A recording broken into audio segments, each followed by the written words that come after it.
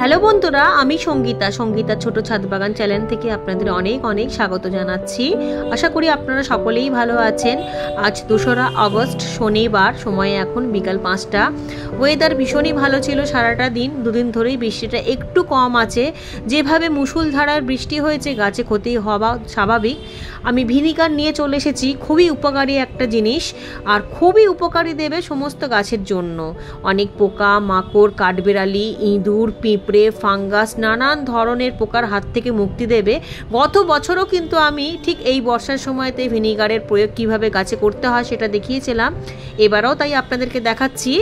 এইটা আমি প্রতিবারই ব্যবহার করি আর খুব উপকার আসে। বৃষ্টি চায়, এটা একেবারেই ঠিক কথা। তবে এত অত্যাধিক বৃষ্টি, এত অতিরিক্ত বৃষ্টিতে গাছের কিন্তু প্রচুর ক্ষয়ক্ষতি হয়।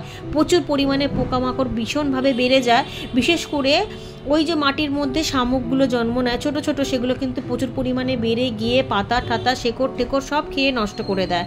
সাথে নানান ধরনের নতুন নতুন পোকার আবির্ভাব হয়, ফাঙ্গাস লেগে যায়। গাছ এত পরিমাণে ড্যামেজ হয়ে যায় যে বর্ষার পরে পরেই গাছগুলো ঝিমিয়ে যায়। কারণ কি, দেখে মনে হবে গাছ পুরো সতেজ রয়েছে, কারণ বৃষ্টির জল যতক্ষণ পড়বে গাছগুলো কোনো রকমে টিকে থাকে। যেই মাত্র বৃষ্টি শেষ হবে তখনই গাছগুলো মরে যায়। কারণ কি, ভেতরে ভেতরে তো সেই ক্ষয় হয়েই গিয়েছে। এই দেখুন কিভাবে পোকাগুলো পাতা পুরো ছিদ্র করে ফেলেছে। এইরকম আর এক ধরনের পোকা, ভীষণই গন্ধ হয়। শুধুমাত্র এই যে পোকা তা না, আরও অনেক ধরনের পোকা হয়। ভিনিগার সরাসরিও কিন্তু ব্যবহার করা যেতে পারে, কিন্তু গাছে স্প্রে করার ক্ষেত্রে সেখানে 1 কাপ মতো নিয়ে নিতে হবে এই ভিনিগার। 1 লিটার জলের মধ্যে মেশাতে হবে। আমি পরিমাণটা উল্লেখ করলাম বুঝতে সুবিধা হবার জন্য, যে কতটা পরিমাণে নিতে হবে। দেয়া যায়, সেক্ষেত্রে প্রয়োগটা একটু অন্যরকম ভাবে করতে হয়। সেই জন্য আমি দেখালাম না, দেখাবো সেটা অন্যরকম। যেমন ধরুন 1/2 কাপ মতো ভিনিগার নিয়েছি, তার মধ্যে ছোট ছোট টুকরো করে ন্যাকড়া নিয়ে নিয়েছি। যে ন্যাকড়াগুলো কিন্তু আর ব্যবহার করব না।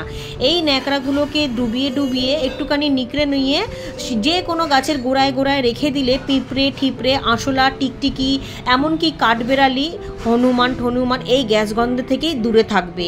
কোনো পোকাও লাগবে না এবং ফাঙ্গাসও লাগবে না চট করে।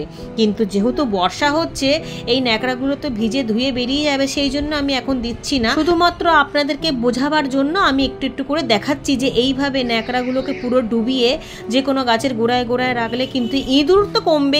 কারণ ইঁদুর এই গ্যাস একেবারেই সহ্য করতে পারে না। ইঁদুর, কাঠবেড়ালি, হনুমান এই গ্যাস একেবারেই নিতে পারে না। এরকমভাবে রেখে দিলে যথেষ্ট এর গ্যাস বেরাবে। তবে এখন বর্ষার সময় না দেওয়াই ভালো। বর্ষার সময় যদি বর্ষা কমে 2 দিন বা 3 দিন, ঠিক যেমন আজকের বা কালকের ওয়েদারের মতো, বর্ষার মাঝে মাঝে একটুখানি যখন রোদ উঠবে তখনই এইটা স্প্রে করে দিলে খুবই উপকারে আসবে। আমি এই ন্যাকড়াগুলো রেখেই দেবো, যেহেতু ডুবিয়ে ফেলেছি।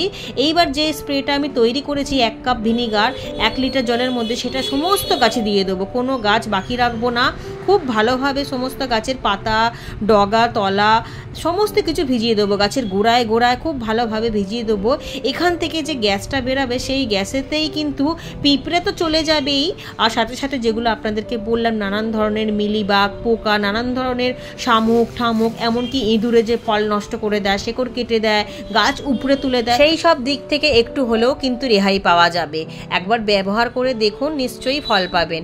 তবে বারবার দিতে হবে। বারবার মানে ওই 1 মাস বা 15 দিন পর পর দিলে ভালো হয়। কারণ কোনো কিছুই কিন্তু স্থায়ী না। একবার দিলাম মানে 6 মাস দেবো না, সেরকম করলে হবে না। খুব একটা বেশি দামও না, যে কোনো মুদিখানার দোকান বা স্টেশনারি দোকানে অনায়াসেই পাওয়া যাবে। তো ঠিক আছে বন্ধুরা, আজকের ভিডিওটা আমি এখানেই শেষ করলাম। ভিডিওটা খুবই ছোট ছিল, খুবই গুরুত্বপূর্ণ তথ্য জানাবার চেষ্টা করলাম আপনাদের সবাইকে।